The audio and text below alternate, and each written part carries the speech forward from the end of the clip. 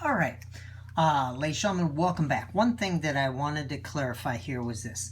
When we went through our inverse trig functions, we have these different ranges. For the tangent, these should be parentheses, not brackets. Reason for the parentheses is because at negative pi over 2 and positive pi over 2, the tangent is going to basically have undefined values. And so we need to have parentheses there. All right, let's go ahead and take a look now at some examples that are a lot like what we're going to end up seeing in the homework. So let's go ahead and get started with these right here. Here it says, find the exact value in radian and degree measure without using a calculator. What we'll do right here to keep things short is we'll just go with radian measures.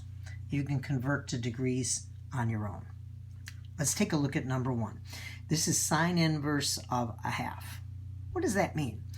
They're asking us to find the arc whose sine is a half. And let me go ahead and write that here because I think that that's a good way of thinking about it. The arc whose sine is 1/2. Now, one thing we want to keep in mind is where do we look? Oops, I'm sorry. We're going to look right up here from negative pi over 2 to pi over 2.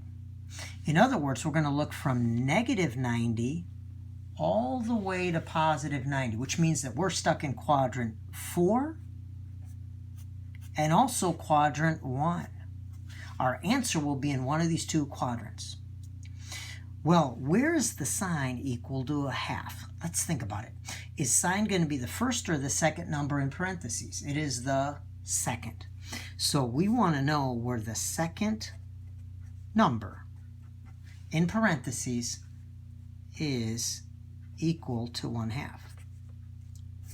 So when we take a look right here, second number is equal to half right here. And what is the arc? Well, the arc is going to end up being either pi over 6 or 30 degrees. For now, let's just go with the radians pi over 6. And that's it. All right, let's take a look at problem number 2. In fact, I want you to try number 2. So pause it, try it, then we'll go through it. All right, let's take a look at problem number 2. We'll do the same thing we did in number 1. Hopefully for number 2, you got a final answer of pi over 4. Let's go through this. Here it says arc sine of square root of 2 over 2. In other words, we want the arc whose sine or second number is square root of 2 over 2. Let's go ahead and write that here. We want the second number to be equal to square root of 2 over 2. And because it's sine inverse, again, we're in one of these two quadrants, 1 or 4. Let's take a look right here. Second number, square root of 2 over 2. Well, here it's negative square root of 2 over 2, so that's not going to work. It's going to be right here. Square root of 2 over 2. Answer's pi over 4. Let's take a look at problem number 3 together. Number 3 is a very, very interesting question. You may want to pause it right now and try number 3. All right, with problem number 3, what is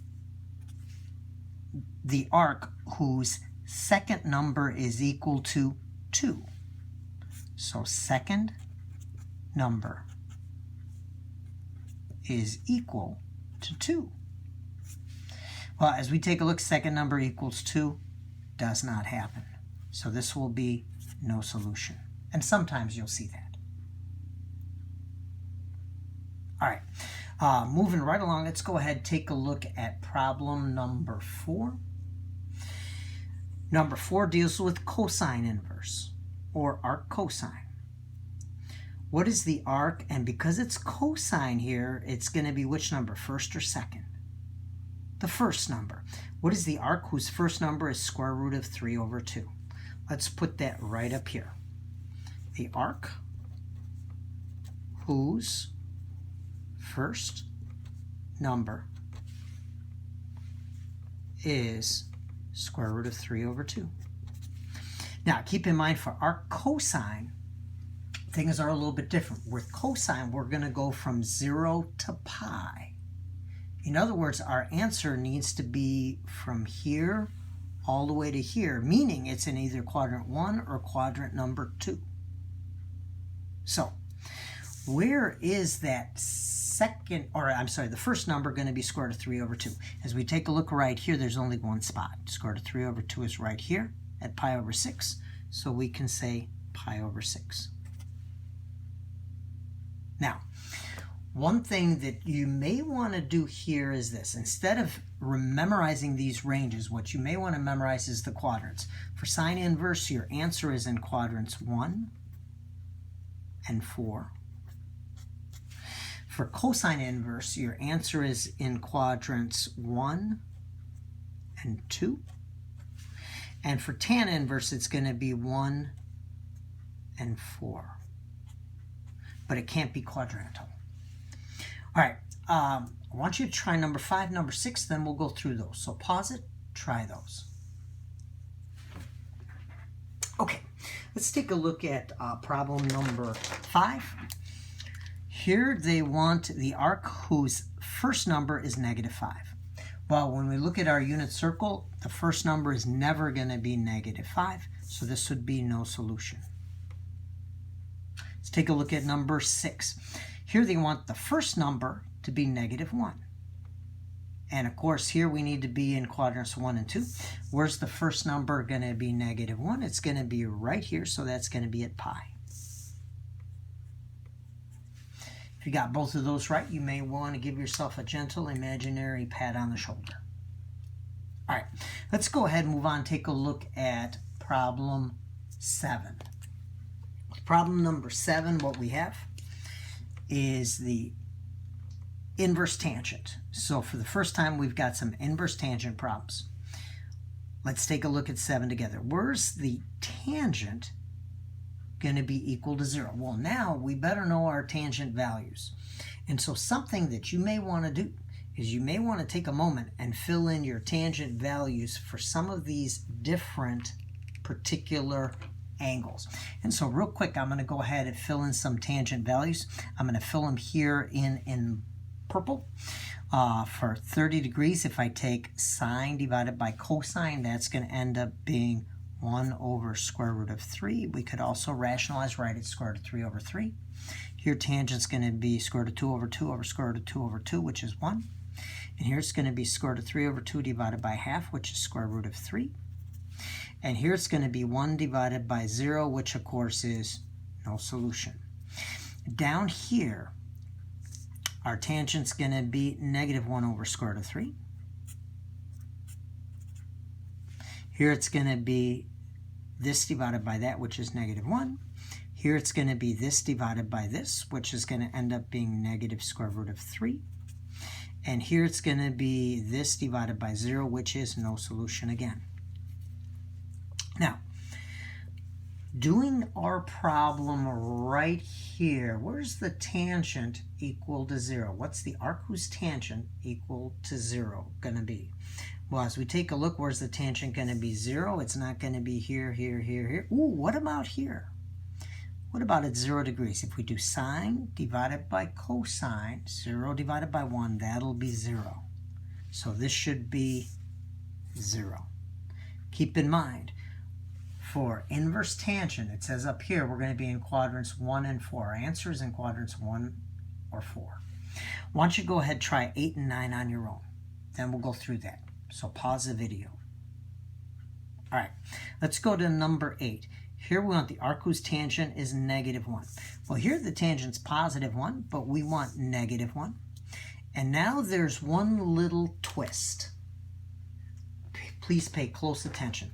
Anytime we are in quadrant number 4, and we're in quadrant number 4 sometimes for inverse sine and sometimes for inverse tangent, because our range includes negative values, we cannot include values like 5 pi over 3, 7 pi over 4, 11 pi over 6, because those are not in these intervals.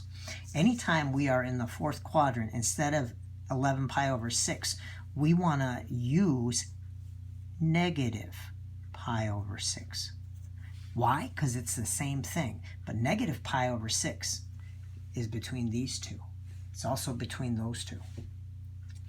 For 7 pi over 4, we want to use negative pi over 4.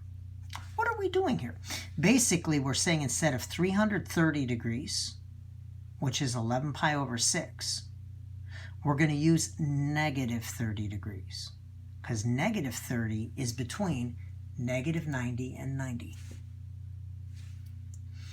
Here we're going to, instead of 5 pi over 3, we're going to use negative pi over 3. And so use those values when we are in the fourth quadrant. Let's try number 8. We want to, for number 8, find where the tangent is equal to negative 1. It equals negative 1 here, but we know we got to use negative pi over 4. Let's try problem number 9. The arc whose tangent is square root of 3. This time we need a tangent to be square root of 3. Where's our purple going to be square root of 3? Right up here, so it's going to be pi over 3. All right, ladies and gentlemen, I want you to try the last 3. So pause it, try them, then we'll go through them, and then we're done. All right, let's go ahead and take a look at these final 3 problems. When is the second number going to be negative 1? Because it's sine inverse, we need to be in quadrants 1 and 4. Well, the second number is going to end up being negative 1 right here. And so that's going to basically be at, and we can't use 3 pi over 2. It's going to need to be one of these negative, like these purple values. This is going to be negative pi over 2. Keep in mind, anytime you're in the fourth quadrant, you got to use these values here, not the fourth quadrant values we're used to. Let's go ahead and take a look at number 11. Where is the first number equal to a half? Well, first number equals a half right up here, and that's going to be at 60 degrees pi over 3. Where's the tangent equal to square root of 3 over 3? Well, one thing to keep in mind is the square root of 3 over 3 is the same thing as 1 over square root of 3. And when we have 1 over square root of 3, that would be right here at pi over 6. All right, ladies and gentlemen, please do the attached sheet, and then we will go ahead and continue with this tomorrow. Do your best.